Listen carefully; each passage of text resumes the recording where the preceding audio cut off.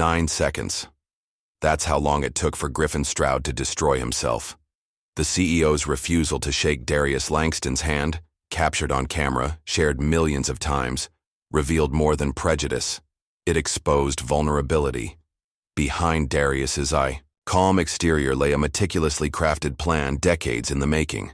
His father's wrongful conviction, his silent accumulation of global wealth, his strategic positioning of allies inside Stroud's empire, Naomi Clarke, who'd risked everything to bring Darius to the table, Reid, who'd gathered evidence of Griffin's corruption for 15 years, and even Harper Stroud, increasingly disgusted by her father's true nature.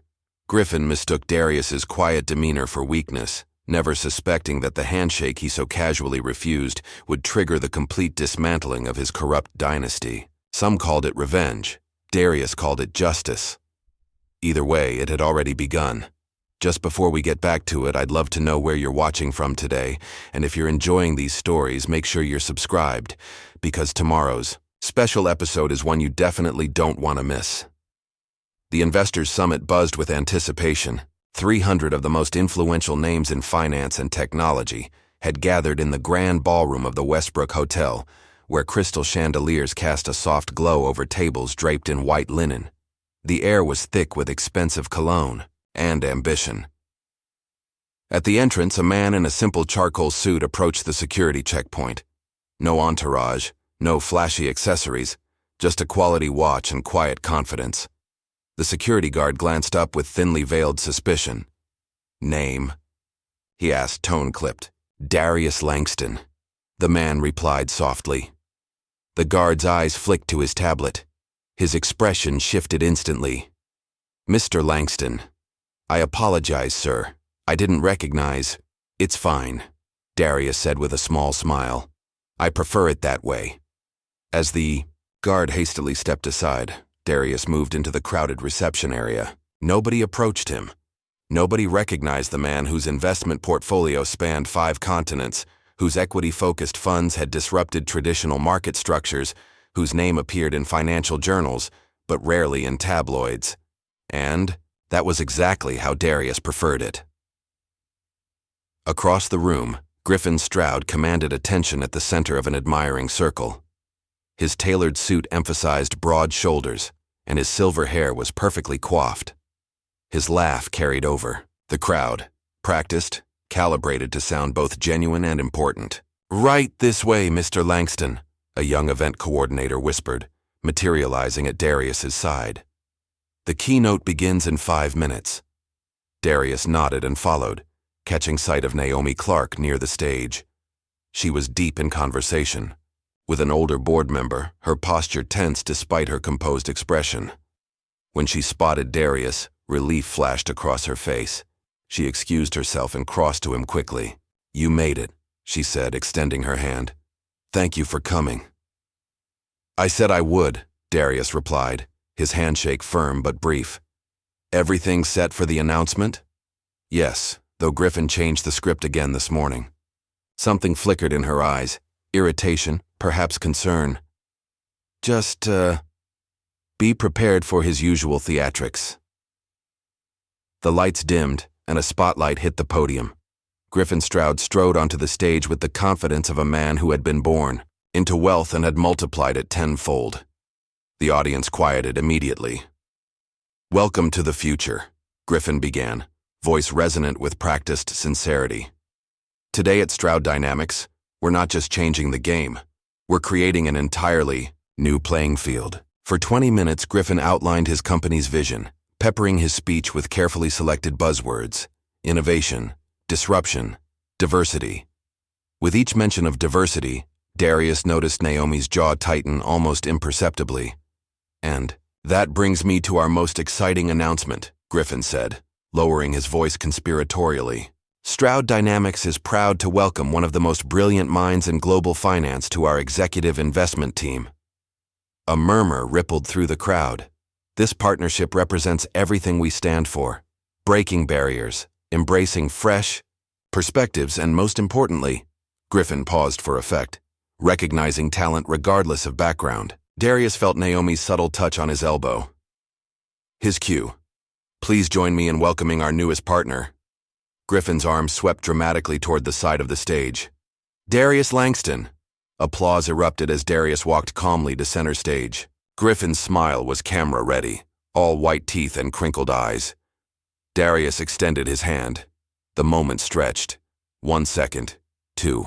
Griffin's eyes flicked to Darius's outstretched hand, then away. As if suddenly distracted, he turned to adjust the microphone stand, leaving Darius's hand suspended in empty air.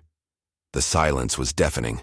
To anyone watching, it might have seemed accidental, a simple case of mistimed gestures. But the look in Griffin's eyes had been deliberate, dismissive. The message was clear. You're here because I allowed it. Darius didn't flinch. His expression remained neutral as he lowered his hand and stepped back slightly. No reaction, no visible offense taken. Mr. Langston brings exceptional expertise to our team, Griffin continued smoothly. His insight will be invaluable as we expand our global initiatives. The speech concluded. Pictures were taken. Contracts were prominently displayed and signed for the press. Through it all, Darius maintained his composure, offering brief professional comments when directly addressed. Few noticed the cell phones that had captured the moment, the extended hand, the deliberate turn away. Few except one sharp-eyed junior reporter, who immediately recognized what she'd witnessed. By evening, the clip had gone viral. In her sleek downtown apartment, Naomi paced before a wall of windows overlooking the city lights. Her phone buzzed, constantly with notifications. Not your token. Stroud snub. Chach. Darius deserves better. The clip played on repeat across social media platforms, slowed down, analyzed, dissected. News channels debated whether it had been intentional. Corporate culture experts weighed in on microaggressions in the workplace. Griffin's history of performative allyship was suddenly under scrutiny. Naomi's phone rang. Walter Kane, Stroud's PR director. Have you seen it? He demanded without greeting. Of course I've seen it, she replied. The whole world has seen it. This is a nightmare. The board is in panic mode. We need Langston to issue a statement immediately, something conciliatory. Can you reach him? I've tried, Naomi said, which wasn't entirely true. She'd composed and deleted 3 messages to Darius but sent none. He's not responding. Keep trying. Tell him we can spin this, make it a moment of unity. Griffin will issue an apology first thing tomorrow. Will he, though? Naomi cut in. Will he actually apologize? Or will it be another non-apology about regrettable misunderstandings? Walter's silence was telling. That's what I thought, she said. I risked my reputation to bring Darius to the table. You have no idea what this partnership could have meant for Stroud, for all of us. Just fix it, Naomi, Walter snapped. That's your job. Fix it before the Asian markets open. The call ended. Naomi closed her eyes, remembering the boardroom discussion 6 months ago when she'd first proposed approaching Darius Langston. He's difficult, Griffin had said then. Doesn't play the game. He doesn't need to play games, Naomi had countered. His investment record speaks for itself. What she hadn't said. Darius represented everything Stroud claimed to value but actually feared. True disruption of the status quo. Her phone buzzed with a text message. Unknown number. This will play out exactly as it should. Watch closely. Naomi stared at the message for a long moment before saving the number under a single initial. Meanwhile, in a sleek penthouse overlooking Central Park, Darius stood at the window. On a muted television behind him, the clip played again. His own face stared back at him. Calm, composed, dignified in the face of disrespect. He turned away from the screen, moving to his desk where a single manila folder lay open. The label read, Project Phoenix, Contingency Protocol. Inside were documents, financial records, corporate histories, years of research compiled into actionable intelligence.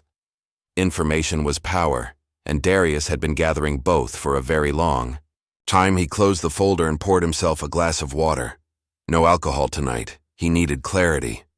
His phone lit up with hundreds of messages, journalists, talk show bookers, social media managers offering to help him leverage the moment. He ignored them all. Instead, he opened his contacts and pressed a single name. Victor. "It's time," he said when the call connected. Initiate Phase 1. No elaboration needed, no emotional discussion about what had happened. They'd prepared for this, or something like it, for years. "Understood," came Victor's calm reply. "And Griffin?" Darius looked again at the television screen, where financial analysts were now discussing potential impacts to Stroud's stock price. "Griffin Stroud," Darius said quietly, "just made the biggest mistake of his life." The courtroom was silent except for the rhythmic tapping of the judge's pen against his bench. 9-year-old Darius sat rigid beside his grandmother Gloria, her weathered hand clasping his small one. "In the matter of Thomas Langston," the judge intoned, "this court finds the defendant guilty of all charges." Darius's father, tall, dignified even in prison orange, turned slightly to meet his son's eyes. A private message passed between them: "Be strong." As the bailiff led Thomas away, Gloria leaned down to whisper in Darius's ear. "Remember this day," she said, her voice steady despite the tears in her eyes. "Power is never given, it's taken." 27 years later, Darius still remembered her words as he reviewed the documents Victor had compiled. On the screen before him was a complex flowchart mapping media responses to yesterday's incident. Dozens of seemingly independent commentators, all pushing the same narrative. An unfortunate misunderstanding blown out of proportion. "They're good," Victor noted, pointing to a particular cluster of influencers. "Started within 30 minutes of each other. Same talking points, different wording. Kane's got a solid PR machine." Victor Reid had been Darius's right hand for 15 years. Dark skin, closely cropped hair starting to gray at the temples, always impeccably dressed. His legal mind was razor sharp, but his real talent lay in strategy, the ability to see patterns where others saw only noise. "What's their endgame?" Darius asked. "Three-pronged approach," Victor replied. "First, minimize. It was an accident, not intentional. Second, humanize. Griffin's under pressure, he's sleep-deprived, he's actually a champion for diversity. Third, redirect. Look at all the good Stroud is doing elsewhere. And if that fails, they'll sacrifice someone, not Griffin, of course. Probably blame some mid-level event coordinator for a miscommunication." Darius nodded slowly. "What about Naomi?" "Already being isolated. Removed from 3 executive email chains since last night. Meeting invitations rescinded. They're setting her up as the scapegoat if needed." A muscle tightened in Darius's jaw, the only visible sign of his anger. "Accelerate the timeline," he said. "I want our team ready in 3 days, not 5. Victor nodded. "I'll make the calls." Naomi felt the chill the moment she entered Stroud headquarters. The security guard who usually greeted her by name suddenly needed to check her ID. The elevator that had automatically stopped at the executive floor for years now required her to swipe her access card twice. By the time she reached her office, the message was clear. She was being frozen out. Her assistant Jenny met her at the door, voice hushed. "They've moved your 9 a.m. to a conference room on 17. Nobody told me until 5 minutes ago." "Which meeting?" "Quarterly strategy, the one you're supposed to lead." Naomi checked her watch. "It starts in 3 minutes. Why move it?" Jenny looked uncomfortable. "They're saying the projector in the main boardroom is malfunctioning." "That's convenient," Naomi murmured, grabbing her tablet. "Who authorized the change?" "Mr. Stroud's office, of course." She'd been Griffin's golden recruit until yesterday, the brilliant black woman who made Stroud look progressive while never rocking the boat. Now she was a liability. The 17th floor conference room was small and stuffy. By the time Naomi arrived, all seats at the table were taken. Junior executives who normally wouldn't attend such a meeting filled the chairs, avoiding her eyes. "Naomi, there you are," Griffin said jovially from the head of the table. "Sorry about the last-minute room change. Technical difficulties. The projector, allegedly broken in the main boardroom, worked perfectly here as Griffin launched into a presentation that should have been Naomi's. While we appreciate Naomi's efforts with the Langston proposal, Griffin said smoothly. We'll be restructuring our approach given recent developments. The meeting continued for an hour. Naomi was not called on once. Afterward, as executives filed out, Griffin stopped her with a hand on her shoulder. A word? His tone was pleasant, his grip uncomfortably firm. When they were alone, his demeanor shifted. You're too emotional about this Langston situation, he said flatly. I need people who think with their heads, not their feelings. This isn't about emotions, Naomi replied evenly. It's about business. You deliberately snubbed a potential partner worth billions, and now you're trying to contain the damage. What I did or didn't do is irrelevant. The point is, you brought him to the table. You vouched for him. You need to fix this. Fix what exactly? The fact that you couldn't bring yourself to shake his hand? Griffin's expression hardened. Watch yourself, Naomi. Your performance has been inconsistent lately. Some might question your commitment to this company's success. The threat was clear. Fall in line or fall away. Naomi's face revealed nothing, but her stomach nodded. After what happened at her last company, being blacklisted for whistleblowing, she couldn't afford another career disaster. I understand, she said finally. Good. Griffin's smile returned. I knew you were smart enough to see the bigger picture. As he walked away, Naomi fought the urge to quit on the spot. But she had responsibilities, her mother's medical bills, the community program she quietly funded in the neighborhood where she grew up, and she had a text message from Darius Langston. This will play out exactly as it should. In another part of the city, Harper Stroud sat cross-legged on her apartment floor, surrounded by documents. At 26, she had her father's sharp blue eyes but none of his calculated charm. Her blonde hair was pulled back in a messy ponytail, and she chewed absently on a pen cap as she sorted through the papers. As head of Stroud's Sustainability Division, a position created largely for publicity, Harper had access to files most employees never saw. What had started as routine environmental compliance research had led her down a rabbit hole of troubling discoveries. Her phone buzzed. Her father. Need you at damage control meeting. 3 p.m. Bring sustainability numbers. Make them good. Harper sighed. She'd seen the handshake video, of course. Had argued with her father about it last night. It was an accident, he'd insisted. I didn't see his hand. I watched the video, Dad. Everyone watched the video. It wasn't an accident. Now he wanted her to massage numbers to improve the company's image. The irony wasn't lost on her, using environmental data to distract from a racial slight. Her attention returned to the documents before her. Financial reports, acquisition histories, board minutes from subsidiaries. Buried within the bureaucratic language were patterns she couldn't ignore. Minority-led startups acquired, then systematically dismantled. Clean energy initiatives announced, with fanfare, then quietly shelved. Community commitments broken the moment public attention shifted. The Stroud legacy was built on broken promises. Harper gathered the most damning files and locked them in her personal safe. She wasn't sure what she would do with them yet, but she knew one thing. She couldn't be complicit any longer. At an exclusive, private club in Manhattan, Victor Reid sipped mineral water watching Walter Kane across the room. Stroud's PR chief was deep in conversation with a Wall Street Journal editor, gesturing emphatically. Victor waited until the editor left before approaching. Walter, he said pleasantly. Busy day? Kane's face tightened. What do you want, Reid? Just saying hello. Old friends catching up. We're not friends, Victor smiled. No, we're not, but we do have mutual acquaintances. If you're here about yesterday's misunderstanding, Victor repeated.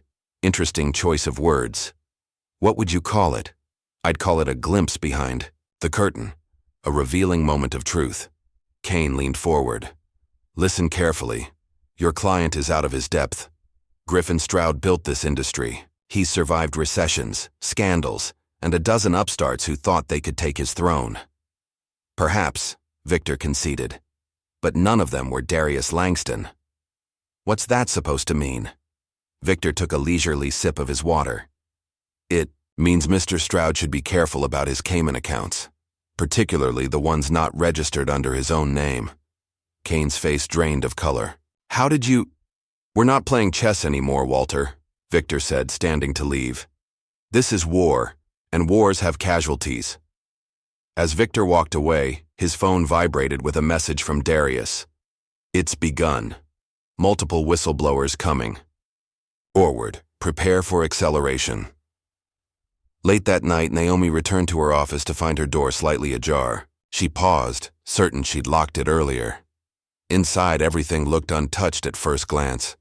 Then she noticed her laptop, or rather, not her laptop. The computer on her desk was identical to hers, but a tiny scratch on the cover, her laptop's distinguishing mark, was missing. As she moved closer, she saw a note folded beside the keyboard. In clean typed letters, "You're being watched." Naomi's pulse quickened. She didn't touch the laptop or the note. Instead, she backed out of the office, pulling the door closed behind her. In the elevator down to the lobby, she sent a text to the number saved as D. They're moving faster than expected. What's the next play? The response came as she reached her car. Meet me tomorrow. 6 a.m. Lincoln Memorial. Come alone. Naomi started her car, unaware that across the city, Harper Stroud was receiving a similar message. The game had shifted from corporate politics to something far more dangerous, and the pawns were beginning to move on their own. The Lincoln Memorial stood silent in the early morning light. At 5:58 a.m., Naomi Clarke walked up the marble steps, her breath visible in the crisp air. Two other figures were already there, Darius Langston gazing at Lincoln's inscribed words, and Harper Stroud, arms crossed tightly against the cold. Naomi hesitated, surprised to see Griffin's daughter. I didn't realize this was a group meeting. Neither. Did I? Harper said, her tone cautious but not unfriendly. Darius turned to face them. Unlike the polished businessman from the Investors' Summit, today he wore dark jeans and a simple black coat. More authentic somehow. More dangerous. Thank you both for coming, he said. I thought it was time we spoke. Openly. About what happened at the summit? Naomi asked. About what's been happening for decades. Darius gestured toward the bench beside him. Please. As they sat, the vast memorial empty except for them, Darius spoke quietly. The handshake was never the real issue. It was just a symptom. My father says it was a misunderstanding, Harper began. We both know that's not true, Darius replied gently. But more importantly, we all know Stroud Dynamics isn't what it appears to be. Harper's eyes widened slightly. What do you know? About Stroud? Everything, Darius said. The acquisitions designed to eliminate competition, the false environmental reports, the systemic dismantling of minority-led initiatives. Naomi looked sharply at him. How long have you been investigating? Griffin? Long enough. Darius turned to Harper. Your sustainability reports are being manipulated. You found evidence of this yourself, haven't you? Harper's face paled. How could you possibly know that? Because I've spent years tracking companies, like Stroud. I know how they operate from the outside and the inside. He paused. I also know what your father did to my family 27 years ago. Silence fell between them as a jogger passed by, headphones in, oblivious to their tension. What do you want from us? Naomi finally asked. Nothing you don't already want. Yourselves. Darius stood, hands in his pockets. Change, justice, truth. And how exactly do you plan to achieve that? Harper's voice held a challenge. Darius smiled slightly. It's already begun. 3 days later, without announcement or press release, the business world was rocked by a seismic shift. Neuratech, a software company that provided critical logistics programs to Stroud's global shipping division, had been acquired by an anonymous investor. By noon, the identity of that investor became clear. Darius Langston now controlled 51% of Stroud's technological backbone. Griffin Stroud paced his corner office, cell phone pressed to his ear. How the hell did this happen? Neuratech wasn't even on the market. On the other end, Walter Kane struggled to explain. They approached individual shareholders privately, offered premiums we couldn't match. It was over before anyone knew it had begun. Can we switch providers? Not without significant disruption. Their software is embedded in our entire operation. It would take months to transition. Griffin slammed his fist against his desk. He's forcing my hand. Sir, there's something else. Walter hesitated. The SEC has initiated an audit of our carbon credit reporting. Someone tipped them about discrepancies going back 5 years. Griffin froze. Who authorized our reports? You did, sir. All of them have your signature. The silence that followed was deafening. At the same time, across town, Naomi walked into her department to find security guards escorting Marcus Chen, a junior analyst, from the building. The young man's face was ashen as he clutched a small box of personal items. What's happening? She demanded, intercepting them at the elevator. Ms. Clarke, please step aside, one guard said. This doesn't concern you. The hell it doesn't. Marcus reports to me. Marcus looked up, his expression pained. It's okay, Naomi. Not your fault. What's not my fault? Mr. Chen violated our confidentiality agreement, an HR representative said, appearing behind her. His termination is effective immediately. Naomi turned to Marcus. Is that true? Before he could answer, the elevator arrived and the guards ushered him inside. His last look at Naomi was one of silent warning. Later, reviewing security footage she wasn't supposed to have access to, Naomi discovered the truth. Marcus had been seen speaking with her in the break room too often, sharing lunch, laughing. His termination had nothing to do with confidentiality. He was being punished for supporting her. She was being erased, one ally at a time. That evening, in the Stroud family's Upper East Side townhouse, Harper faced her father across the dining table. You've been avoiding me, Griffin said, cutting into his steak. 3 family dinners missed this month. I've been busy with the sustainability audit, Harper replied, pushing food around her plate. Ah yes, your little pet project. Griffin's tone was dismissive. Any interesting findings? Harper set down her fork. Actually, yes. Our carbon neutrality claims don't match our actual emissions, not even close. Griffin continued eating, unperturbed. Business involves certain creative presentations of data. You'll understand when you've been in it longer. Creative presentations?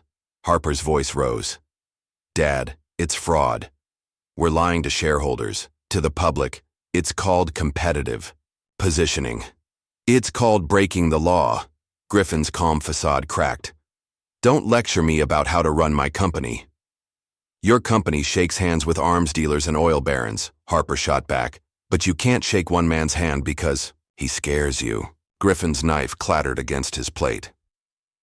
Darius Langston doesn't scare me. He's a nobody who got lucky with a few investments. He owns Neurotech now. Griffin stared at her. How do you know about that? Harper stood. Unlike you, I actually read the reports from our tech division. You need to be careful, Harper. Company information is confidential, even from your little activist friends. Is that a threat? Griffin dabbed his mouth with a napkin. It's a reminder of where your loyalties should lie. Over the next 48 hours, Stroud's stock fluctuated wildly as rumors spread that Darius was backing out of all potential partnerships. By closing bell on Friday, the company had lost $1.4 billion in valuation. An emergency board meeting was called. In a wood-paneled room overlooking Manhattan, 12 board members voted on Griffin's leadership. 6 supported him. 5 opposed him. 1 abstained. He survived, but barely. As board members filed out, Griffin cornered the abstainer, Richard Mills, a longtime friend. I expected your support, Griffin said coldly. Mills looked uncomfortable. Griffin, you need to make this right with Langston. The company can't afford this battle. There is no battle. It's a temporary market fluctuation. Is that what you call the SEC audit too? A fluctuation? Griffin's eyes narrowed. Who told you about that? Mills shook his head. Everyone knows, Griffin. Just like everyone saw what happened at the summit. You need to make a public apology. I will not grovel to Darius Langston or anyone else. This company was built by my father and grandfather. We don't bend to pressure. Then you might break instead, Mills replied quietly, walking away. The following day, Darius broke his public silence, not with a statement about Griffin or Stroud dynamics, but with a televised interview on business innovation. For 30 minutes, he spoke eloquently about ethical investing, corporate responsibility, and the need for systemic reform. Not once did he mention the handshake incident or Griffin Stroud. He didn't need to. Everyone watching understood the subtext. In his office, Griffin watched the interview with growing rage. He thinks he's untouchable, he muttered. Walter Kane, seated across from him, looked nervous. Sir, we have a more immediate problem. Someone's been leaking internal documents to journalists. What documents? Board minutes, financial reports, communications about minority-led acquisitions that were subsequently dismantled. Griffin's face darkened. Naomi, we can't confirm that. Who else would it be? She brought Langston to us. She's been his ally from the beginning. We need solid proof before we make accusations. Then get me proof, Griffin snapped. I want her gone by the end of the week.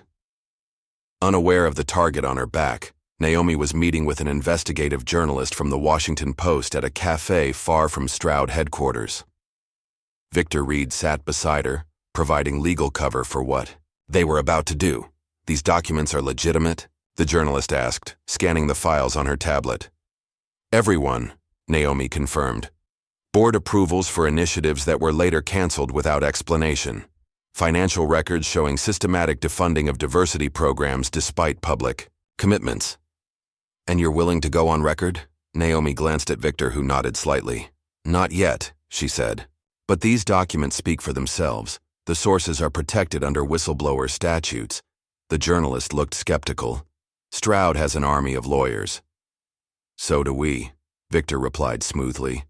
And unlike Stroud's, ours actually respect the law. After the journalist left, Naomi turned to Victor. How bad will the blowback be? Significant, he admitted. Are you prepared for that? She thought of Marcus being escorted out, of the growing isolation, of Griffin's thinly veiled threats. I've been preparing for years, she said.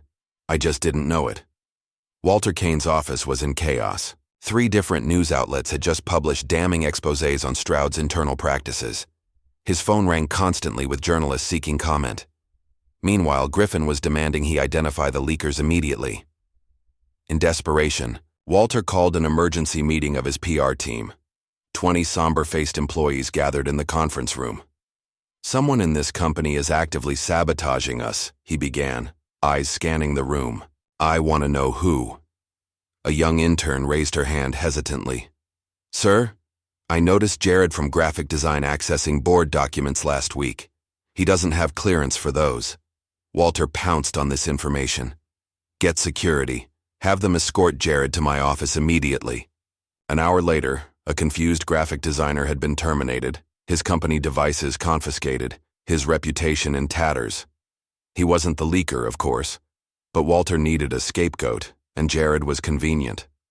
What Walter didn't know was that the real leakers were much closer to Griffin, and much better protected. That evening, Griffin summoned Harper to his office. His expression was thunderous as he threw a file on his desk. Care to explain this? Harper glanced at the file. Her stomach dropped. It contained her private research notes on Stroud's environmental violations. Where did you get that? She asked, fighting to keep her voice steady. It was found in the possession of a Washington Post journalist, along with confidential board minutes and financial records. And you think I leaked it? Griffin's laugh was bitter. Who else would it be? You've been distant for months, asking uncomfortable questions, meeting with environmental activists. I haven't leaked anything. Your naivete has put this company at risk. Your idealism has consequences, Harper. Dad, as of now, you're suspended from all company duties. Your access to Stroud systems is revoked. Harper stared at him in disbelief. You're suspending your own daughter? Based on what evidence? The evidence is clear enough. Griffin turned away. You chose your principles over your family, over me. As security waited to escort her out, Harper realized how completely her father had miscalculated. She hadn't leaked those documents. Not yet. But now, with nothing left to lose, she had every reason to share what she knew. Outside the building, a sleek black car pulled up beside her, the rear window lowered to reveal Darius Langston. "I heard what happened," he said. "We need to talk." Harper hesitated only briefly before getting in. Inside, Darius handed her a folder. Its title sent a chill through her. "The Stroud Legacy, It Ends With You." 3 days had passed since Harper's suspension. In a secure office space owned by one of Darius's subsidiary companies, Naomi Clarke sat hunched over a computer, eyes burning from hours of searching through databases. "There has to be a master folder somewhere," she muttered, scrolling through endless files. Griffin wouldn't leave these decisions to chance. Victor paced behind her. "The server architecture is complex, deliberately so." "What about this?" Naomi pointed to a peculiar naming pattern. "These folders are labeled differently than the others. More numbers, fewer descriptors." Victor leaned in. "Can you access them?" "Let me try." After several attempts and multiple security bypasses, a password prompt appeared. Naomi sat back, frustrated. "We need someone who knows Griffin's patterns," she said. "His habits." "We have someone," Victor replied. "She's in the next room." Minutes later, Harper joined them, studying the password prompt. "Try Winchester 1947, she suggested. "It's the model and year of his grandfather's first hunting rifle. He uses variations of it for his most private accounts." Naomi typed it in. "Access denied." "What about Eagle Scout 84, Harper offered. "The year he made Eagle Scout." Again, access denied. Harper thought harder. "Wait, try Elizabeth 0722. "Who's Elizabeth?" Naomi asked, typing. "My mother. July 22nd was their anniversary." The screen blinked, then filled with folders. Access granted. Naomi navigated through the files, opening documents at random. "This is it," she whispered. "The master folder." What they found was devastating. Internal memos revealed that Griffin had personally ordered the termination of multiple diversity initiatives after publicly announcing them. Acquisition agreements showed how minority-led companies were systematically gutted after purchase, their founders pushed out, their innovations absorbed into Stroud's portfolio. Most damning of all was a spreadsheet tracking problematic personalities, employees, who had raised ethical concerns, along with the actions taken against them. Marcus Chen's name was there, along with dozens of others. So was Naomi's, with a simple note: Phase 2 isolation in progress. "He's been doing this for years," Naomi said, horrified, "systematically destroying anyone who challenges him." "Not just years," Victor added, pulling up an older file. "Decades." While Naomi, Harper, and Victor uncovered the truth, Victor's investigators were piecing together Griffin's past. In a small room filled with timelines and photographs, they traced the rise of Stroud Dynamics under Griffin's leadership. The pattern was clear. Competitors who stood in Griffin's way suffered mysterious setbacks. Financial troubles, regulatory problems, personal scandals. One by one they fell, allowing Stroud to expand unchecked. But the most disturbing case involved James Mercer, founder of a rival tech company in the early 2000s. After refusing Griffin's lowball buyout offer, Mercer was found dead in his garage. Carbon monoxide poisoning ruled a suicide. 3 weeks later, Stroud acquired Mercer's company for a fraction of its value. No direct connection to Griffin was ever established. But the timing was suspicious, to say the least. Walter Kane was growing desperate. The media storm wasn't subsiding. Board members were demanding answers. Griffin was becoming increasingly volatile. In his office, Walter reviewed surveillance footage of Naomi's movements, looking for evidence of betrayal. Most of it showed nothing suspicious, until he noticed her meeting with Harper 2 weeks ago, in the company cafeteria. It wasn't much, but it might be enough. With the help of the head of IT security, Walter doctored footage to make it appear as if Naomi was accessing restricted servers and downloading files. Armed with this fabricated evidence, he called Naomi to a private meeting. "I know what you've been doing," he said, sliding a tablet across the table. The doctored video played, showing Naomi supposedly stealing data. Naomi watched it calmly. "That's not what happened. It's your word against the evidence, and right now your word doesn't carry much weight around here. What do you want, Walter?" "Your resignation. Quiet, dignified, no severance but no criminal charges either." Naomi leaned forward. "I have a counteroffer." She produced her phone and played a recording of a conversation between Walter and a board member. The audio was crystal clear. Walter discussing how to manipulate financial disclosures for shareholders. "That's illegal," Walter sputtered. "You can't record private conversations." "Actually, this wasn't recorded by me," Naomi replied. "It was submitted to the SEC by another whistleblower. I just happened to have a copy." Walter's face drained of color. "So here's my counteroffer," Naomi continued. "You walk out that door, forget this meeting happened, and when the time comes, you testify about what Griffin ordered you to do." "He'll destroy me. He's going to fall, Walter. The only question is whether you go down with him." Unknown to Griffin, Darius had been making strategic moves in the background. Through a complex series of holdings, he had quietly become a major stakeholder in 2 media outlets that regularly covered business news. The change was subtle, but unmistakable. Headlines that once fawned over Stroud's innovations now questioned its practices. Financial analysts who had praised Griffin's leadership now scrutinized his decisions. Investigative pieces dug deeper into Stroud's history, unearthing connections to polluted rivers, displaced communities, and broken promises. When Griffin's PR team reached out to friendly media contacts, they found closed doors where open ones had been. The narrative was slipping from their control. In her temporary office at Darius's building, Harper had been combing through decades of her father's correspondence. Most of it was unremarkable. Business communications, personal messages, nothing incriminating. Then she found it, buried in an email thread from 27 years ago.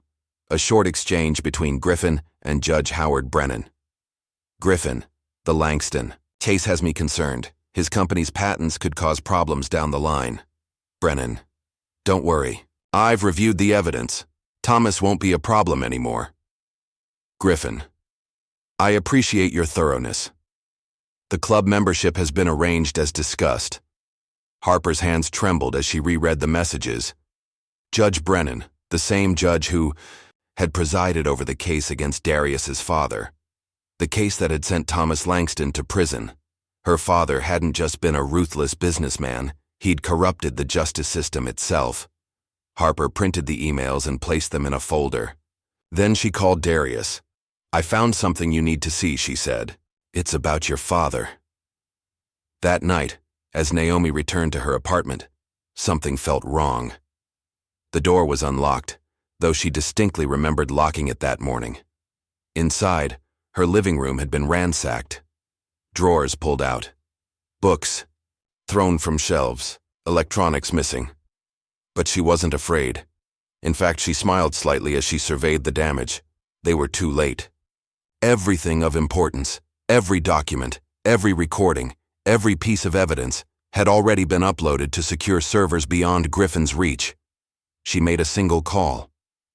"It happened, just like you said it would." "Are you safe?" Darius asked.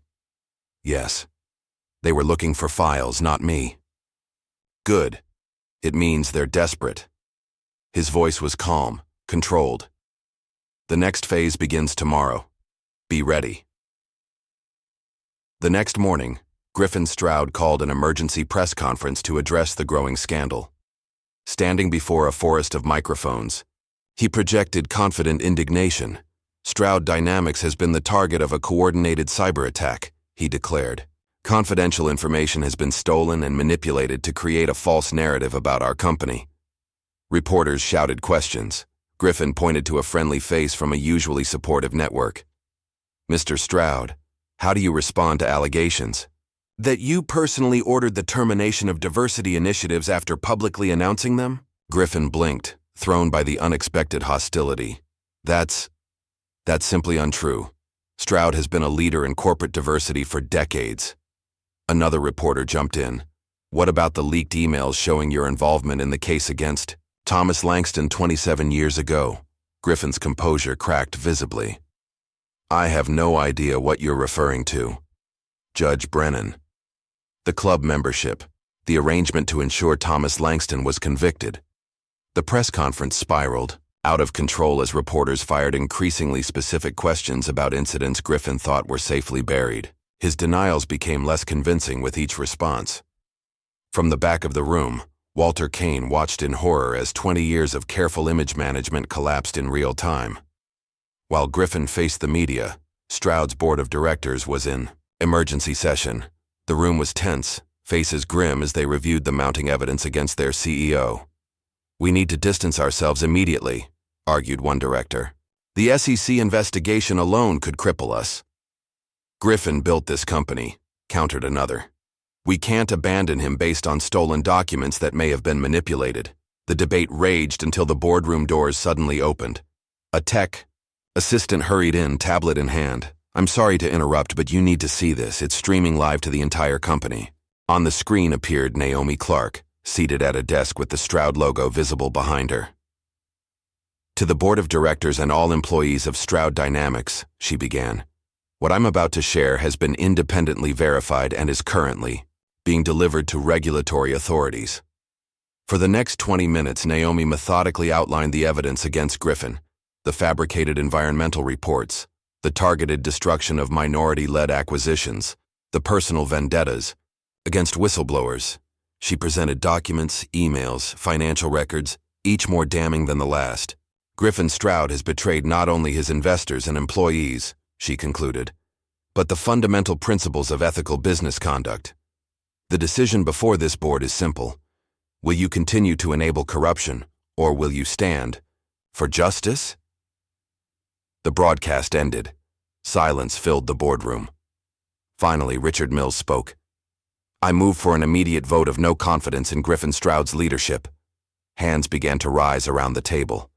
In a darkened room across town, Darius and Victor watched the fallout unfold on multiple screens. News channels reported on the press conference disaster. Social media erupted with calls for Griffin's resignation. Stroud's stock was in freefall. Is it enough? Victor asked quietly. Darius considered the question, his expression unreadable. For a moment, he was that 9-year-old boy again, watching his father led away in handcuffs, his grandmother's words echoing, "Power is never given, it's taken." "No," he said finally. "Not yet." Victor nodded, understanding. "Then it's time for the final phase." Darius picked up his phone and made a call. "It's time," he said simply. "Make the call." As he ended the call, Victor looked at him, curiously. "May I ask what that was about?" Darius turned to face his friend, his expression resolute. "The SEC is about to receive evidence of something even Griffin can't survive." Dawn broke over the city, painting the skyline in hues of gold and orange. In his penthouse office, Victor Reid stood by the floor-to-ceiling windows, phone pressed to his ear. His reflection showed a man who hadn't slept, his usually immaculate appearance slightly disheveled, his eyes focused with unwavering intensity. "This is an anonymous tip," he said, voice measured and calm. "I'm calling to report securities fraud, environmental violations, and corporate malfeasance at Stroud Dynamics." On the other end, an SEC representative began asking questions. Victor answered each one methodically, directing them to secure servers where evidence had been uploaded. Financial records spanning 2 decades, internal communications, board minutes, never meant to see daylight. "You'll also find evidence of offshore accounts used to hide profits and avoid taxation," Victor continued. "The primary account holder is Griffin Stroud, operating through shell companies registered in the Cayman Islands." When the call ended, Victor turned to find Darius standing in the doorway. "It's done," Victor said simply. Darius nodded once. "And now we wait." Harper Stroud sat alone in her apartment, surrounded by photographs and memories. Her childhood, captured in images of sailing trips and ski vacations. Her father always at the center, always in control. The perfect family portrait, carefully crafted and maintained. Her phone chimed with a message from an encrypted number. Check your email. Private server. Password. Phoenix. 95. The sender was unnamed, but Harper knew. Only Darius would use that. Password. Her birth year combined with the name of his secret operation. The email contained a single file. As it opened on her screen, Harper's breath caught. Financial records. Transfer authorizations. Board minutes from a company she'd never heard of, Ellison Biotech. And then a name she recognized instantly.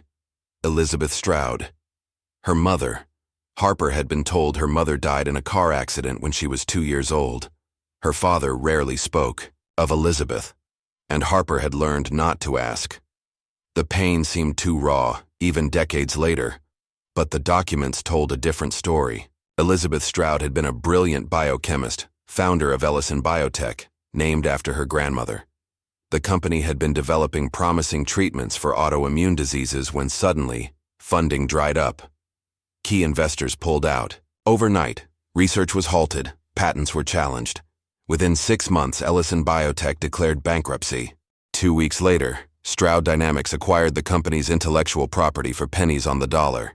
And Griffin Stroud, who had been a minor player in pharmaceuticals until then, suddenly became a rising star with groundbreaking patents.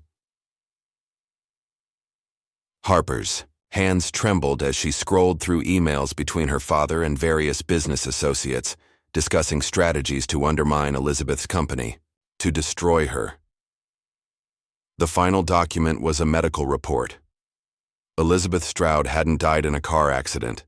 She'd taken her own life, devastated by the loss of her life's work, and trapped in a marriage that had been nothing but a business acquisition.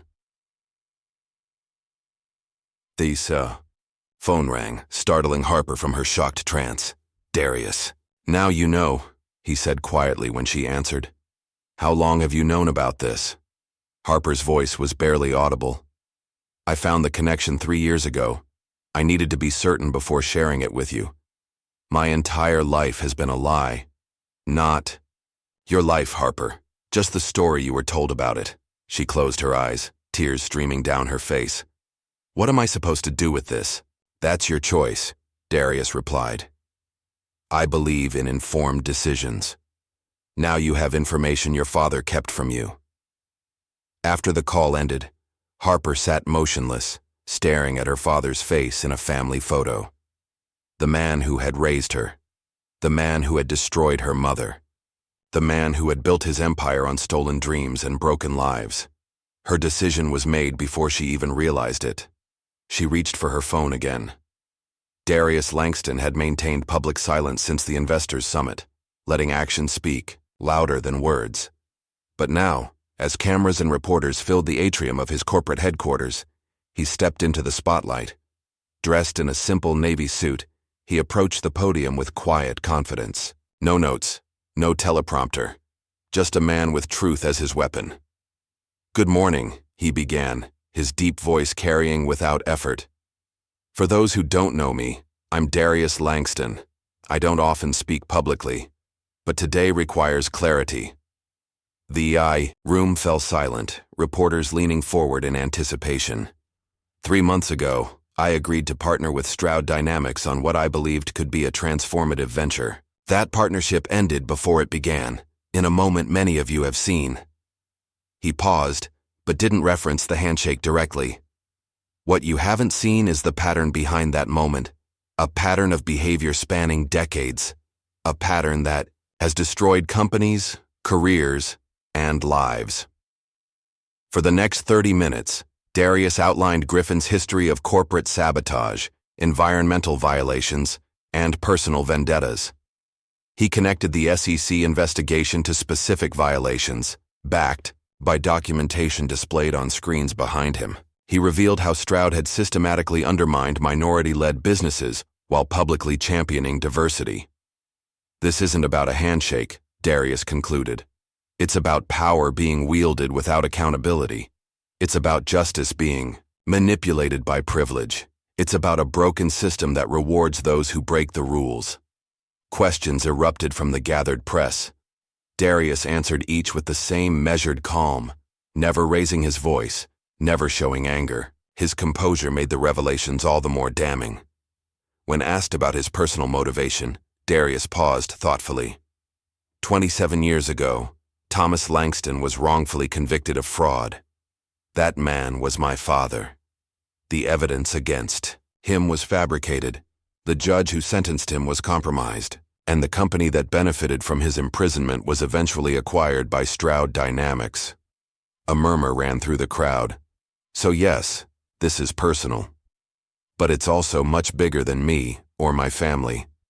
It's about whether we truly believe in justice and accountability, or whether those are just words we use when convenient. Walter Kane watched Darius's press conference with growing panic. His phone rang constantly, journalists demanding comment, board members seeking explanations, investors threatening to pull out.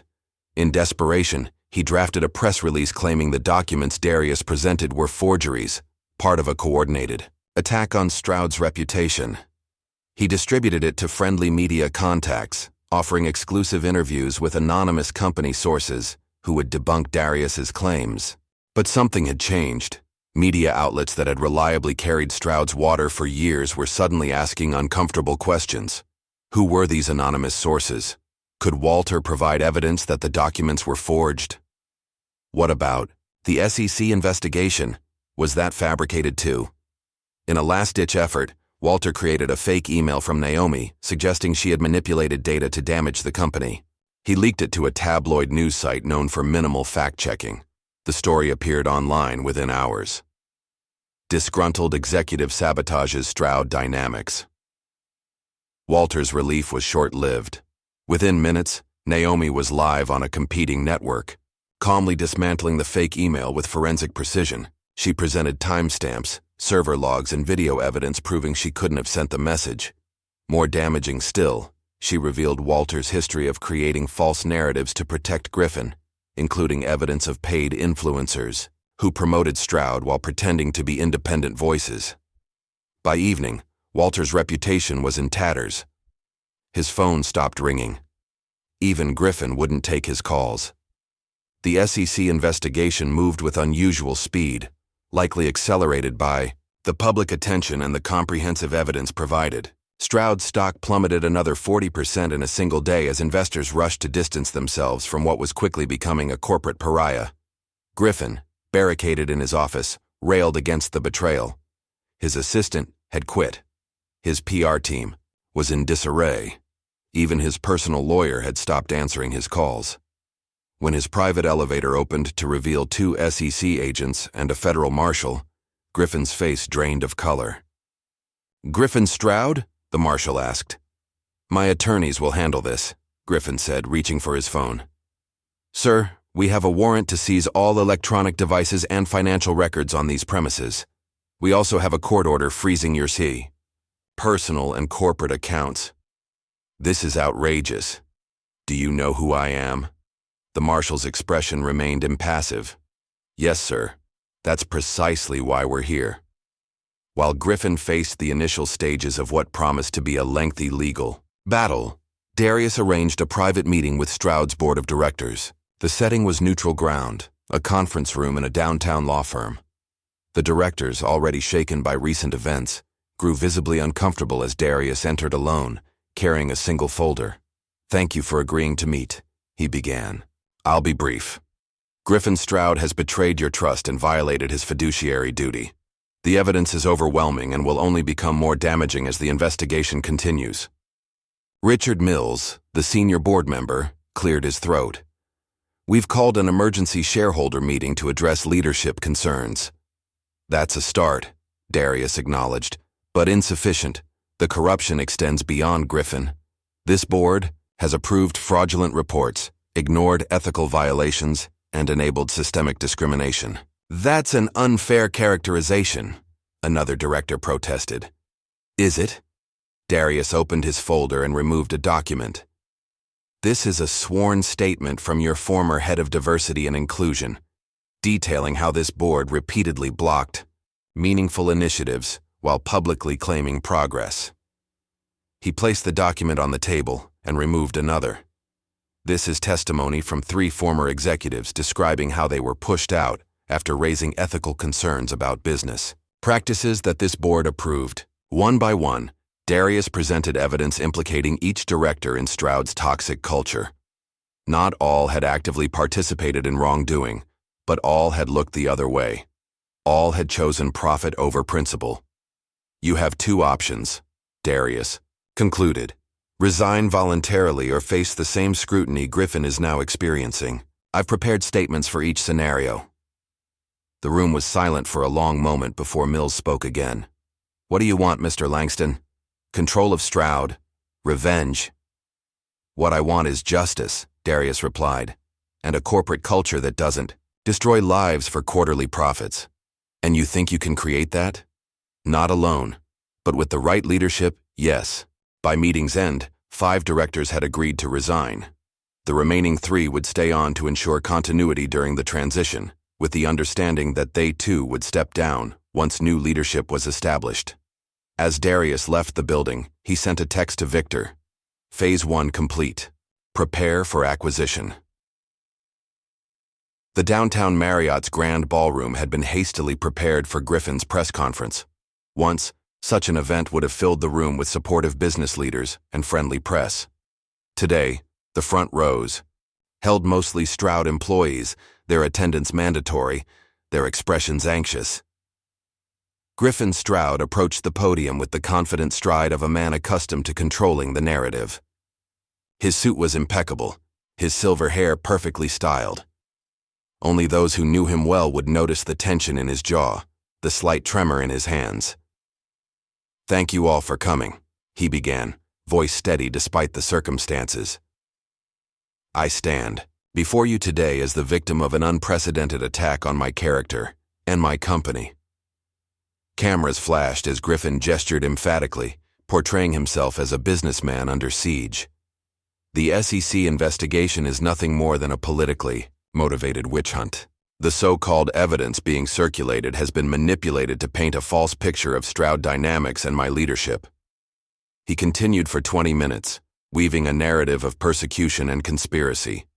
Stroud was an American success story. He was a champion of innovation. The attacks against him were attacks against free enterprise itself. And behind it all, Griffin concluded dramatically, is Darius Langston, a man driven by personal vendetta rather than facts, manipulating media and regulatory agencies to destroy what my family has built over generations. The question period began, and Griffin's confident facade quickly crumbled. Reporters pressed him on specific allegations, citing documents and witnesses. Each denial sounded hollower than the last. When asked about his involvement in the case against Thomas Langston, Griffin's composure finally broke. I had nothing to do with that case, he snapped. This obsession with ancient history is exactly the kind of distraction Langston wants. As Griffin stormed off the stage, ignoring further questions, the damage was done. His performance had only reinforced the image of a man with something to hide. The following morning, Jessica Reid, a mid-level financial analyst at Stroud, sat nervously in a downtown coffee shop. Across from her was a reporter from the Wall Street Journal, recorder placed between them. I need to be clear, Jessica said, voice barely above a whisper. If they find out I'm talking to you, I'll never work in finance again. Your identity will be protected, the reporter assured her. Just tell me what you saw. Jessica took a deep breath. For 3 years, I've been tasked with preparing financial reports for the board and investors. The numbers I received never matched our actual performance. When I raised concerns, my supervisor told me it was standard industry practice to present data in the most favorable light. Were you asked to falsify specific reports? Multiple times, mostly environmental compliance data and diversity. Metrics. I have copies of the original data alongside what was actually reported. And who directed these changes? The instructions always came from Griffin's office, usually through Walter Kane. Jessica was just one of dozens of Stroud employees now coming forward. Some spoke anonymously. Others, like Jessica, provided documentation. Together, they painted a picture of systemic corruption that couldn't be dismissed as misunderstandings or mistakes. Harper Stroud had always avoided the spotlight, preferring to work behind the scenes on causes she believed in. But today, she sat in a television studio, lights bright, makeup freshly applied, waiting for the red light that would indicate she was live to millions of viewers. 3, 2, 1. We're joined today by Harper Stroud, daughter of embattled CEO Griffin Stroud, the host began. Ms. Stroud has requested this interview to address recent allegations against her father and Stroud dynamics. Thank you for being here. Harper nodded, hands clasped tightly in her lap. Thank you for having me. Let me ask directly, do you believe the accusations against your father are true? Harper met the host's gaze steadily. Yes, I do. A murmur ran through the studio crew. That's a powerful statement, the host said. Can you elaborate? For years, I've witnessed troubling patterns at Stroud. As head of the sustainability division, I saw how environmental reports were manipulated. I raised concerns and was told to focus on my area of expertise. I convinced myself that change could happen from within. What changed your mind? Harper took a deep breath. Recently, I discovered that my father was directly involved in destroying my mother's company, Ellison Biotech. The official story I was told my entire life, that she died in a car accident, was a lie. The host leaned forward. Are you saying? I'm saying that my father built his empire by destroying others, including my mother, and I can no longer be complicit through my silence. For the next 30 minutes, Harper detailed what she knew, the falsified reports, the targeted destruction of competitors, the culture of fear within Stroud. I'm not proud of how long it took me to speak out, she concluded, but I believe in accountability, even when, especially when, it's painful and personal. In his private office at Langston Holdings, Darius watched Harper's interview with Victor and Naomi. None of them spoke until it ended. She's brave, Naomi said finally. She's Griffin's daughter, Victor pointed out. People might see this as a family feud rather than whistleblowing. It doesn't matter how they see it, Darius replied. What matters is that it's one more crack in Griffin's facade, one more voice he can't easily dismiss. He turned to Victor. Where do we stand with the final evidence? Victor opened his tablet. It's ready. The connection between Griffin and organized crime syndicates in the early 2000s. Financial transfers, meetings, communications, all documented. Once this reaches the SEC, it's no longer just about corporate fraud. It's potential RICO charges. And it's verified? Triple-checked. There's no plausible deniability. Darius was silent for a moment, weighing the implications. This wasn't just about destroying Griffin's reputation or forcing him from power. This would likely result in criminal prosecution, potential imprisonment. It would be the final irrevocable step. Send it, he said at last. Griffin Stroud had always prided himself on having contingencies for every scenario. As Stroud dynamics crumbled around him, he activated his final desperate measures. First, he attempted to transfer millions from hidden accounts to overseas holdings where they couldn't be easily traced or seized. But the accounts had been frozen. Someone had alerted authorities just hours before he tried to access them. Next, he reached out to contacts in media ownership, offering exclusive stories that would damage Darius's reputation. But doors that had always been open to him suddenly closed.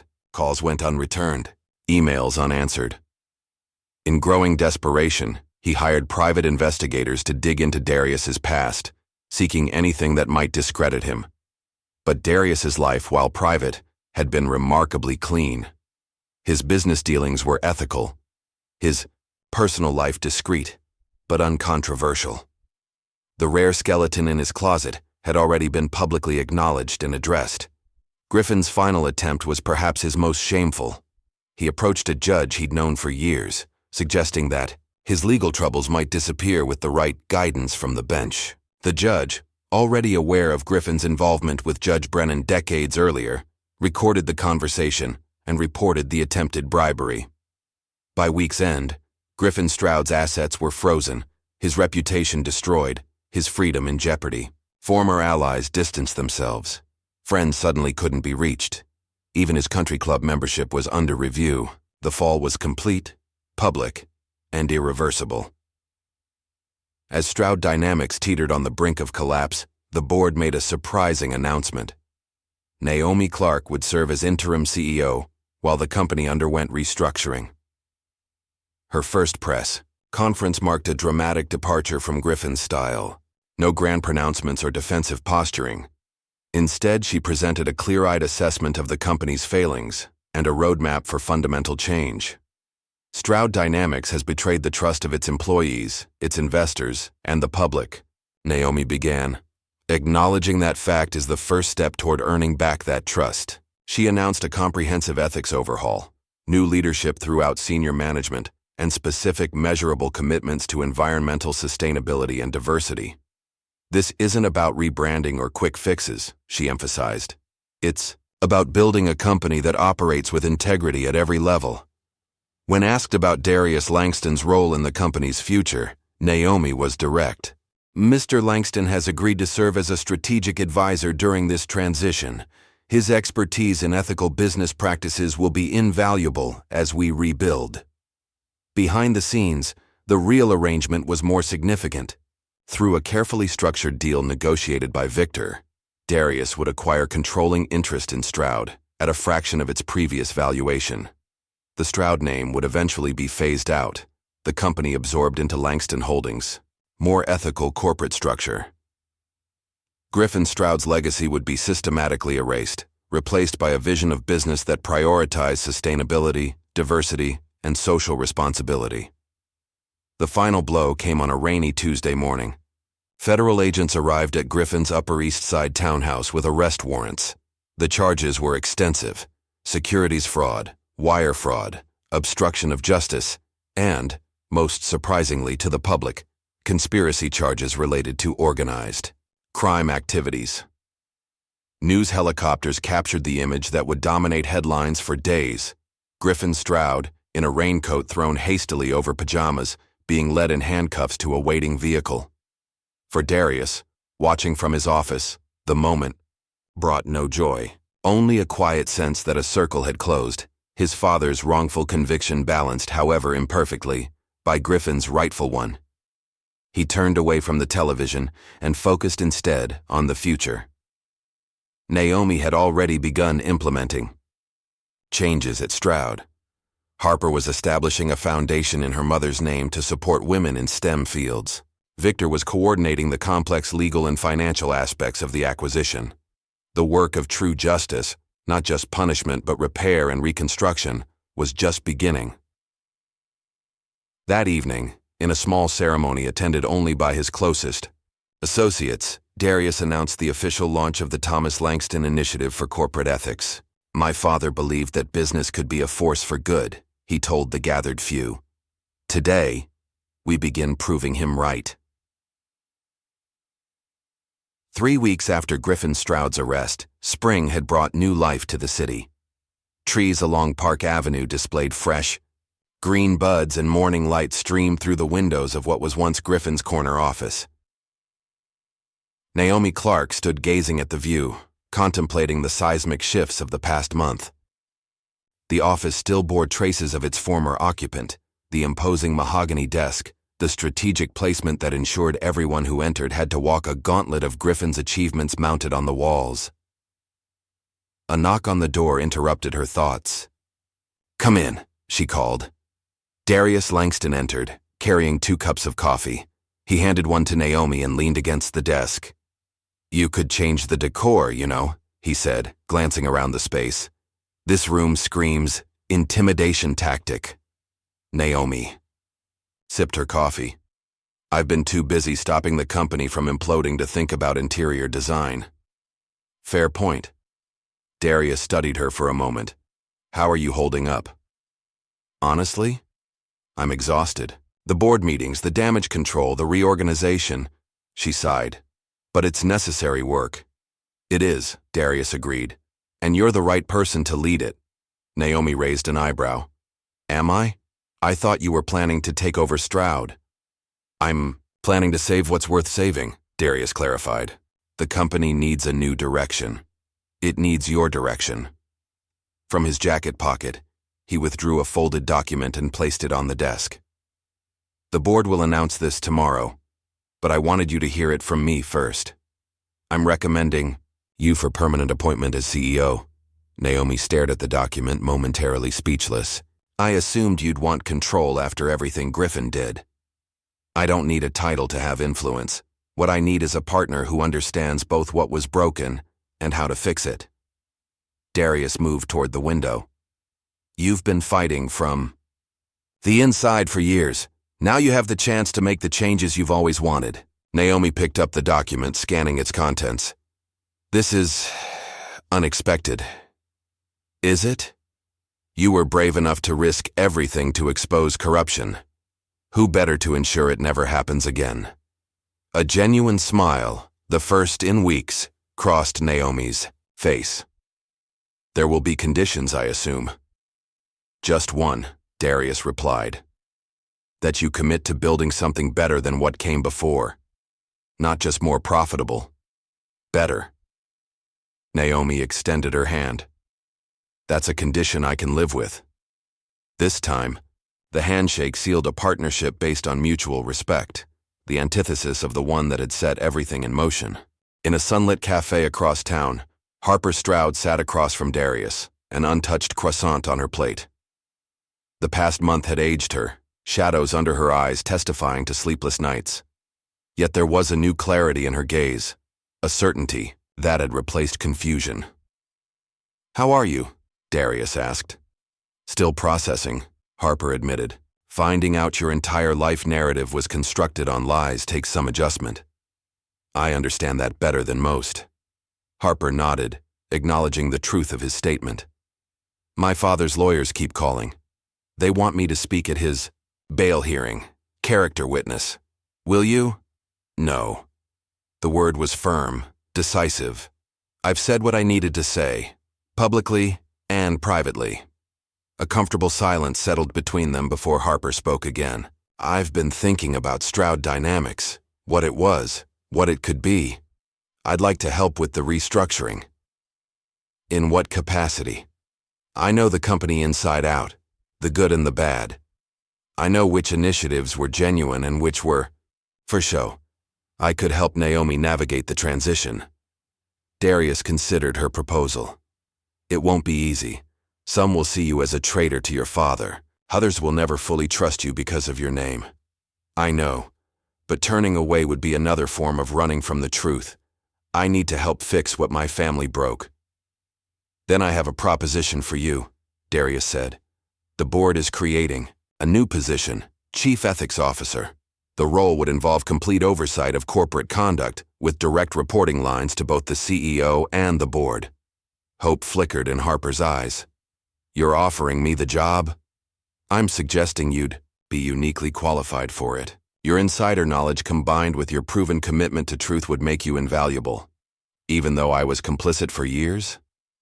Sometimes those who've witnessed failure firsthand are the most effective at preventing its recurrence. Darius leaned forward. This isn't charity, Harper. It's strategy, and perhaps a chance at redemption, for the company and for yourself. Harper extended her hand across the table. I'm in. As spring melted into summer, Darius shifted his focus beyond Stroud Dynamics. The company's transformation was well underway, with Naomi and Harper steering its evolution from corporate predator to ethical leader. In a converted warehouse in Brooklyn, Darius gathered with community leaders from across the city.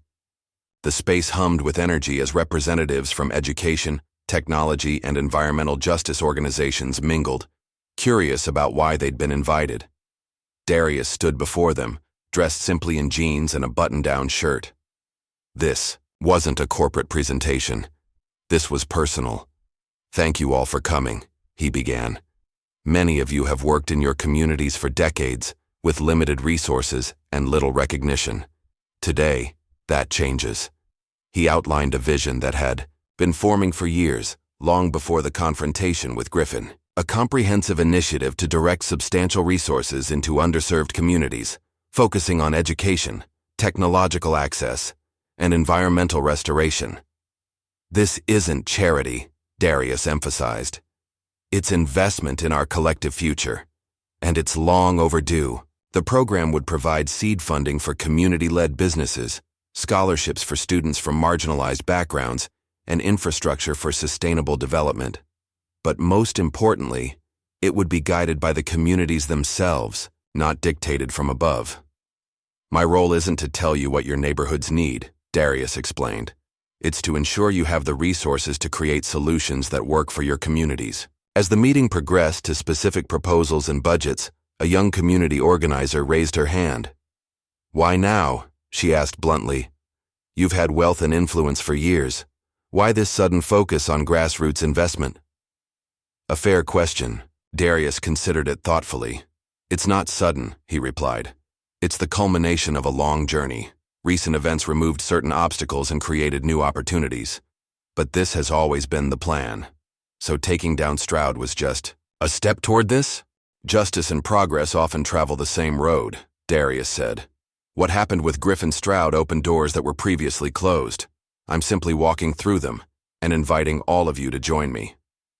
By meeting's end, the initial skepticism had given way to cautious optimism. Committees were formed, timelines established, and the first wave of funding allocated. A new kind of power was taking shape, not concentrated at the top, but distributed through networks of community expertise. Late that evening, Reid sat alone in his home office, surrounded by documents. While the world focused on Darius's public moves, Victor had been orchestrating something more personal, more private.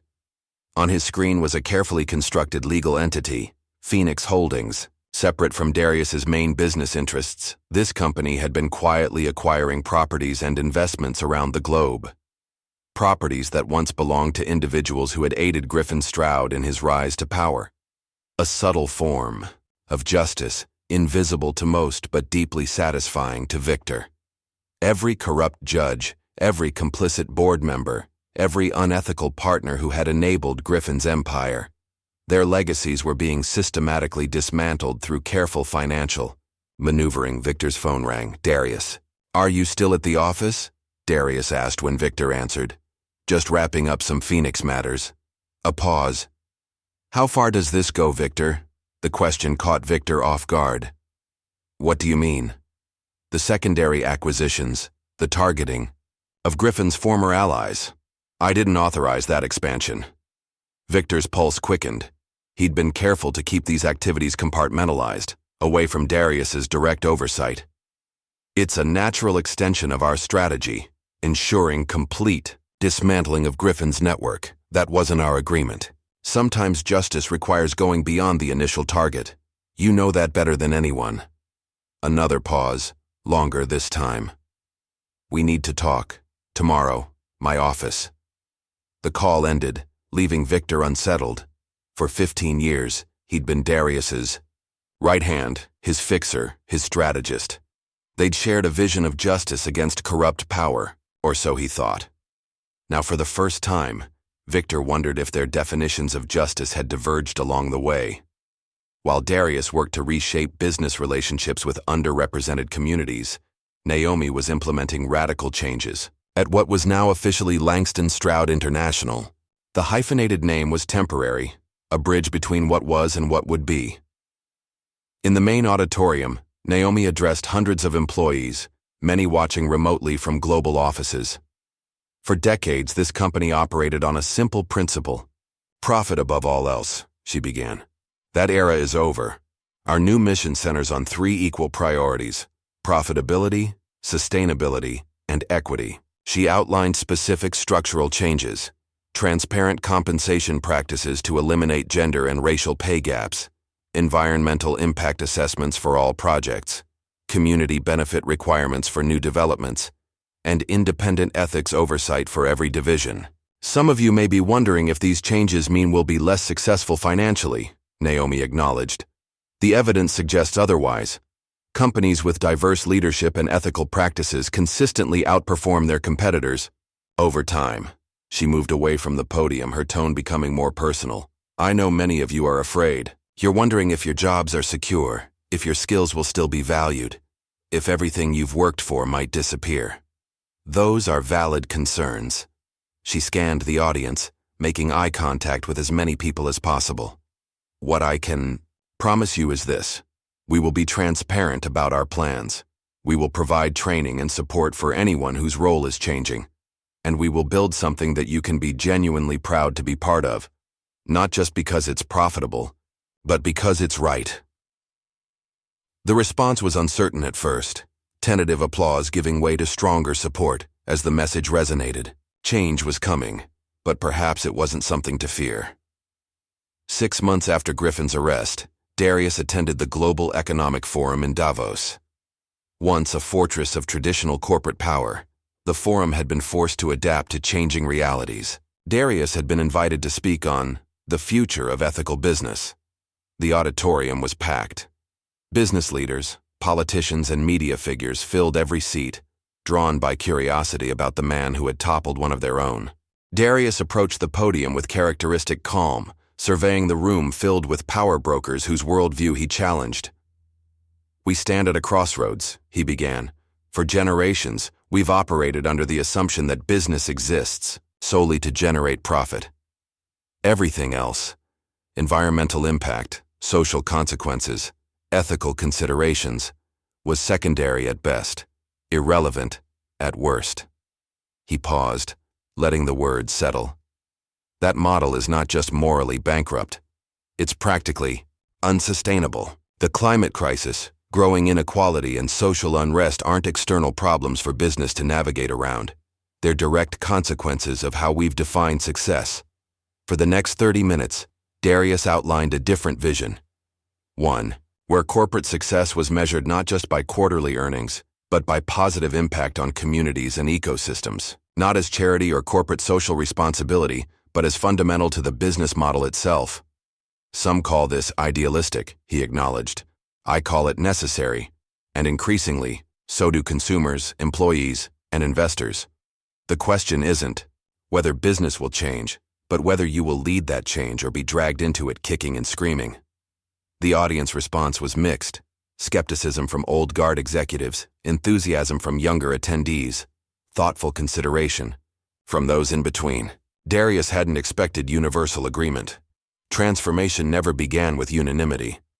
What mattered was that the conversation had shifted. Ideas once dismissed as radical were now being debated in the heart of global capitalism. The stage was set for something new to emerge. As media coverage of Darius's speech at Davos circulated globally, a montage of his wider impact began to unfold. Community revitalization projects bearing the Langston Foundation name opened in neighborhoods from South Chicago to East Oakland. Scholarship recipients, primarily from underrepresented groups in STEM fields, began their studies at prestigious universities. Small businesses founded by immigrant entrepreneurs received crucial early funding. Each initiative addressed injustices similar to those Darius had experienced growing up. Barriers created not by lack of talent or effort, but by systemic inequities, designed to preserve existing power structures. The pattern was clear to those paying attention. Darius wasn't just accumulating wealth and influence. He was strategically redistributing it to communities that had been systematically excluded. And he was doing it quietly, without fanfare, focused on impact rather than recognition. Traditional media initially portrayed these efforts as philanthropy, the typical billionaire's attempt to burnish his image. But over time, a different understanding emerged. This wasn't charity. It was reconstruction, a deliberate attempt to repair broken systems and create new pathways to opportunity. In boardrooms and business schools, in community centers and policy institutes, the Langston model became a case study in how economic power could be wielded not just for personal gain, but for collective advancement. At a global summit on corporate ethics, Harper Stroud took the stage to a standing room only crowd.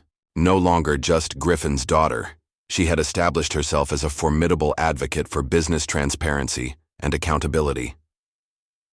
"A year ago, I was complicit in a system I knew was corrupt," she began. "I told myself I was fighting for change from the inside, but the truth is, I was afraid. Afraid of losing privilege, position, family." She paused, meeting the audience's gaze directly. That fear kept me silent when I should have spoken. It made me rationalize behavior that was clearly wrong, and it nearly cost me my integrity. For the next hour, Harper outlined practical frameworks for ethical corporate governance, specific structures, policies, and practices that could transform how companies operated. Her approach was concrete, grounded in her experience both as an insider and now as an architect of reform. Ethical business isn't just a nice ideal, Harper concluded. It's a practical necessity in a world where transparency is inevitable and accountability is increasingly demanded. The question isn't whether your company can afford to operate ethically. It's whether it can survive doing otherwise. As applause filled the room, Harper caught sight of Darius at the back, nodding in quiet approval. Their unlikely alliance had blossomed into a partnership that was reshaping corporate America. She, with her insider knowledge and hunger for redemption. He, with his strategic vision and unwavering commitment to justice. Together with Naomi, they were creating a new blueprint for what business could be. In his penthouse office, Darius faced Victor across his desk. The tension between them had been building for weeks, unspoken concerns hardening into unavoidable confrontation. "Explain Phoenix Holdings," Darius said, voice deliberately calm. "The complete operational structure." Victor maintained his composure, though his usual confidence had dimmed. "It's a necessary extension of our original plan. Griffin's network of enablers needed to be addressed. So you took it upon yourself to target them, without authorization."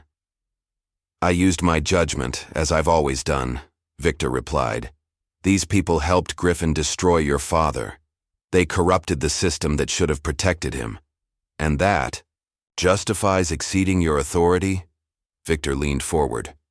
"Don't tell me you're developing scruples about how justice is delivered, not after everything we've done to bring down Griffin."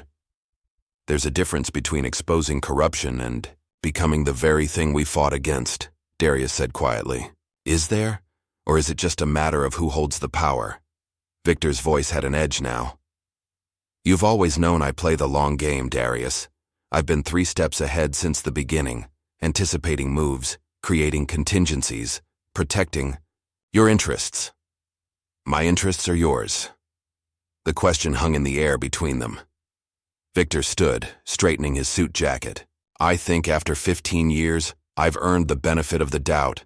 Phoenix Holdings is securing justice on multiple fronts, nothing more, nothing less.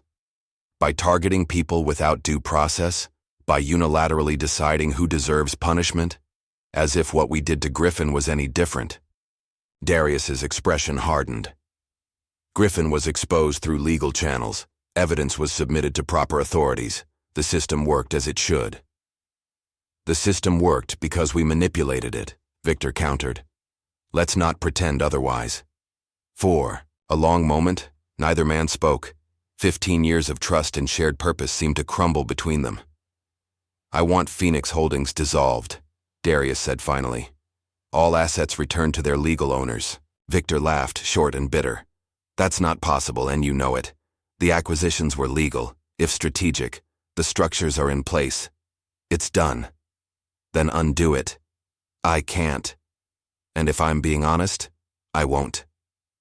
Victor moved toward the door. "I believed we shared the same definition of justice.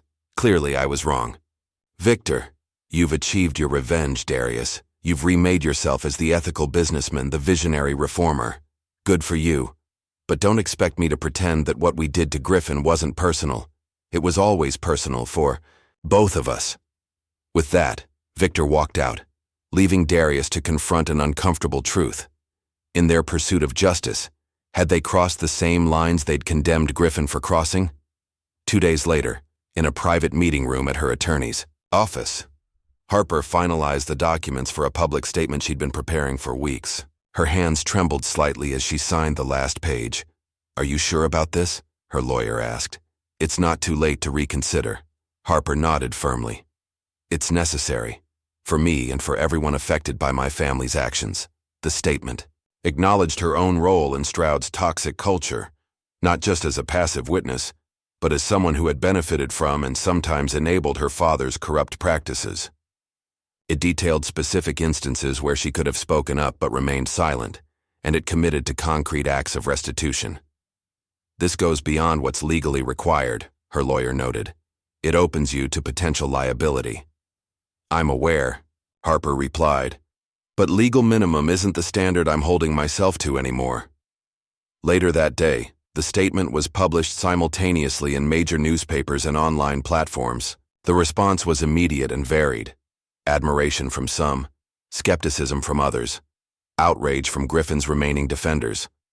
What mattered to Harper wasn't the public reaction, but the private sense that she was finally aligning her actions with her values.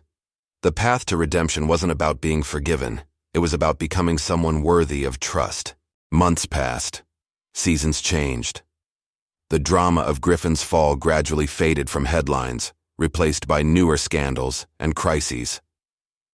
But the impact continued to reverberate through corporate America, through communities touched by Darius's initiatives, through lives transformed by new opportunities.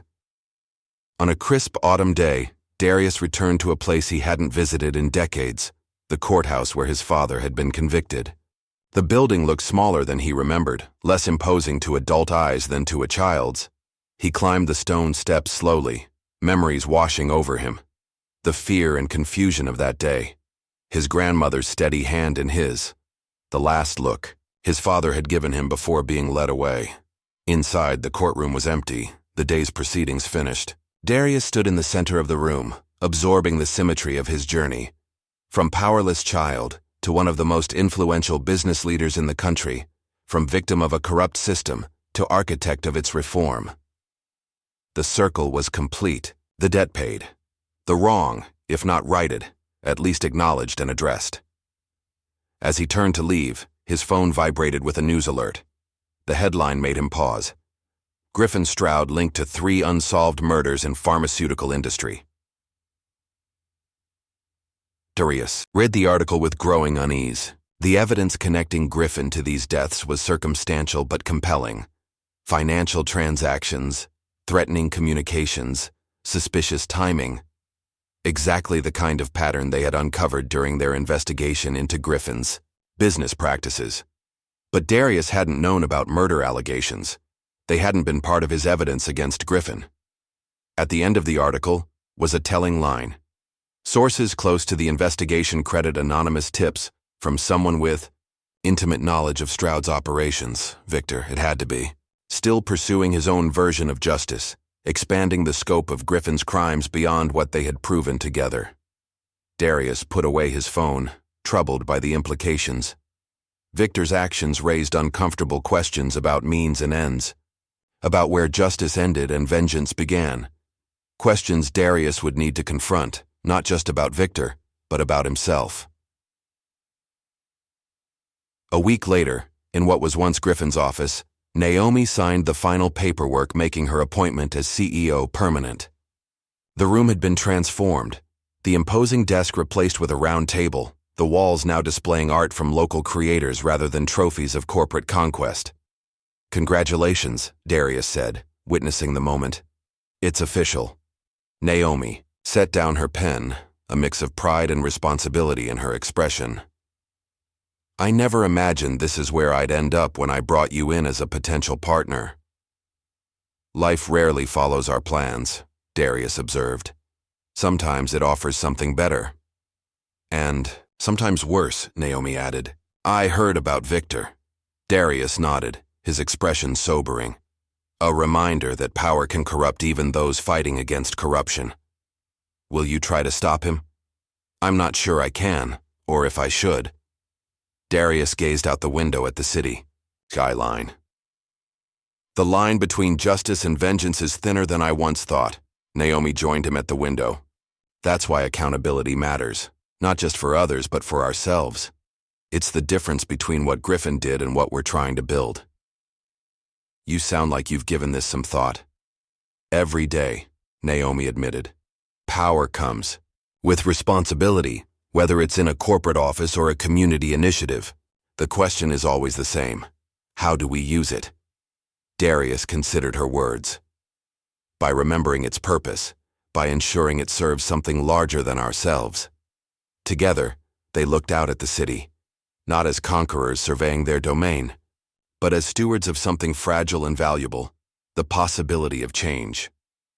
In the final scene, Darius, Naomi, and Harper stood together on the stage of a newly opened community innovation center in the neighborhood where Darius had grown up. Behind them, young entrepreneurs from historically marginalized communities showcased their startups, their energy and potential filling the space with hope. The three made an unlikely alliance, the strategic investor who had learned that justice required more than revenge, the corporate executive who had found courage to challenge a corrupt system from within, the privileged heir who had chosen truth over family loyalty.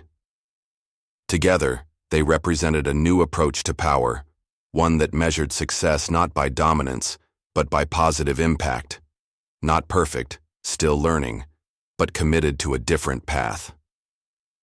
As they watched the young innovators present their ideas, Darius thought about the journey that had brought him here. It had begun with a simple public insult, a refused handshake that revealed the truth about power and privilege in America.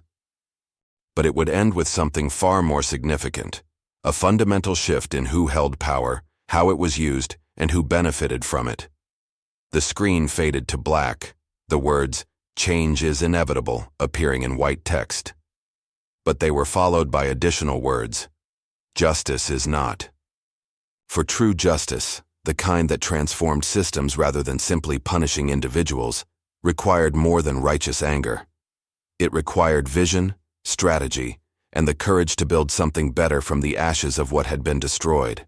That work was just beginning. What would you do if the system that wronged you finally lay within your grasp? Would you choose justice, revenge, or something more transformative?